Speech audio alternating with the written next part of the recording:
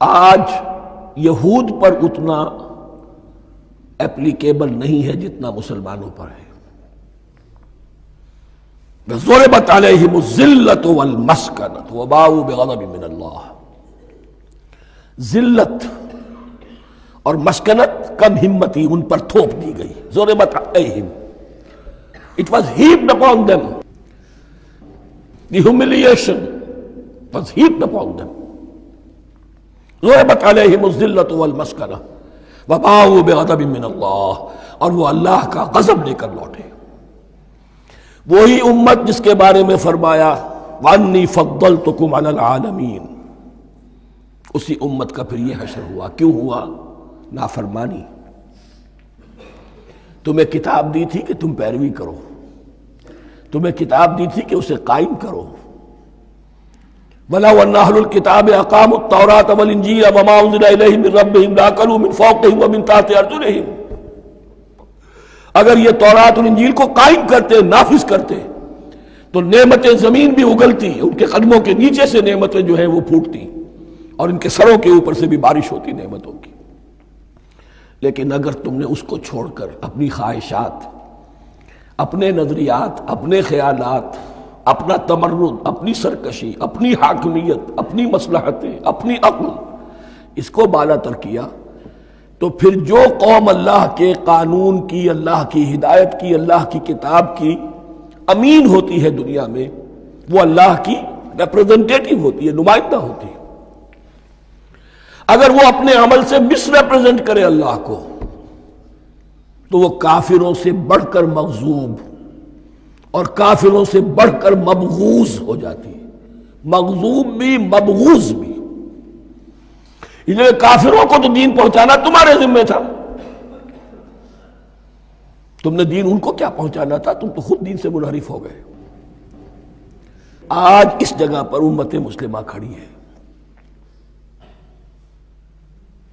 کہ 1.25 بلین یا 1.5 بلین, 125 کروڑ عزت نام کی شے نہیں ہے. کہ عزت نام تھا جس کا گئی تیمور کے گھر سے. سارے معاملات دنیا کے G7 G15 کے ہاتھ میں ہیں. سیکیورٹی کونسل اس کے پرماننٹ ممبر کا ویٹو ہے, اور نہ سیکیورٹی کونسل میں اور نہ کہیں کسی G7 میں, نہ G9 میں, نہ G15 میں کوئی مسلمان ملک نہیں. کس نمی پرست کی بھیا کیستی. ہماری اپنی پالیسیز کہیں اور طے ہوتی ہیں, ہمارے اپنے بجٹ کہیں اور بنتے ہیں, ہماری صلح اور جنگ کسی اور کے اشارے سے ہوتی ہے. ریموٹ کنٹرول, یہ ذلت اور مسکنت. آپ کے ریڈیو پر, ٹیلی ویژن پر خبریں آتی رہیں کہ اتنے مسلمانوں کے ساتھ یہ کر دیا, اتنی مسلمان عورتوں کی بے حرمتی کر دی. لیکن یہاں ہم بیٹھے ہوئے اپنے اپنے دھندوں میں, اپنے اپنے کاروبار میں, اپنی اپنی ملازمتوں میں, اپنے اپنے کیریئرز میں. دنیا میں کیا کچھ ہو رہا ہے. بہرحال اس وقت یہ جو ہے, میں نے جیسا کہ عرض کیا تھا کہ یہ ہے تاریخ بنی اسرائیل کی, لیکن خوشترا باشد کے سر دل براں گفت آیت در حدیث دیگراں. یہ ہمارا نقشہ ہے آج اس آیت میں. ضربت علیہم الذلۃ والمسکنۃ وباؤوا بغضب من اللہ. اور یہ کیوں؟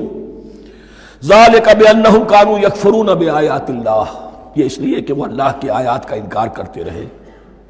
وَيَقْتُلُونَ النَّبِيِّينَ بِغَيْرِ الْحَقِّ, اللہ کے نبیوں کو ناحق قتل کرتے رہے.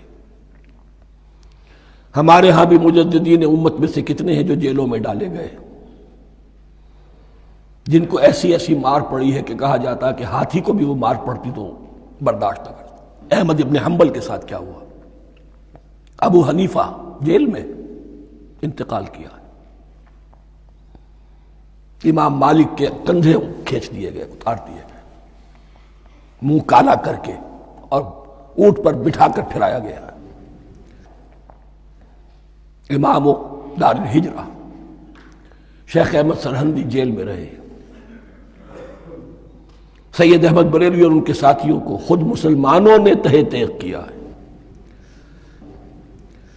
بہرحال یہ داستانیں ہیں. اب نبی تو کوئی نہیں آئے گا, ان کے ہاں نبی تھے, ہمارے ہاں مجددین ہیں, علماء حق ہیں.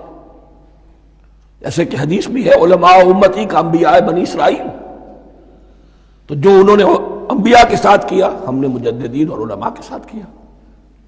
ذالک بما عصوا وکانوا یعتدون، اور یہ ہوا ان کی نافرمانیوں کی وجہ سے اور حد سے تجاوز کرنے کی وجہ سے۔ اللہ تعالیٰ تو ظالم نہیں، اللہ نے تو اونچا مقام دیا تھا، ہمیں بھی خیر امت قرار دیا، کنتم خیر امت اخرجت للناس تأمرون بالمعروف وتنہون عن المنکر وتؤمنون باللہ۔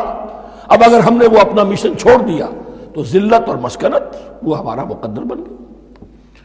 اللہ کا قانون اور اللہ کا عدل بے لاگ ہے، وہ فرام امہ ٹو امہ چینج نہیں ہوتا۔ سنت اللہ جو ہے لن تجد لسنت اللہ تحویلا ولن تجد لسنت اللہ تبدیلا، اللہ کی سنت بدلتی نہیں۔ بنی اسرائیل کا جو حشر ہوا آج وہ ہمارا ہو رہا ہے۔ بہرحال اس پر میری جو کتاب ہے سابق اور موجودہ مسلمان امتوں کا ماضی حال اور مستقبل، اس کا مطالعہ کیجیے۔